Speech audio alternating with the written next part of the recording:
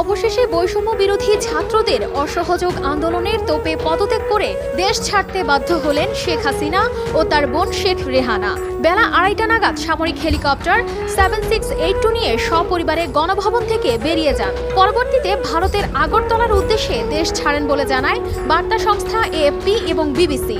সূত্র জানায়, দেশ ছাড়ার আগেই হাসিনা একটি ভাষণ রেকর্ড করে যেতে চেয়েছিলেন, কিন্তু সেই সুযোগ তিনি পাননি।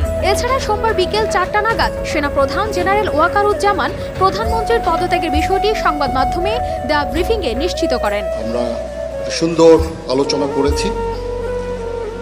সেখানে আমরা সিদ্ধান্ত নিয়েছি যে একটা ইন্টারিম গভর্নমেন্ট আমরা ফর্ম করব এবং ইন্টারিম গভর্নমেন্টের মাধ্যমে এদেশের সমস্ত কার্যকলাপ চলবে।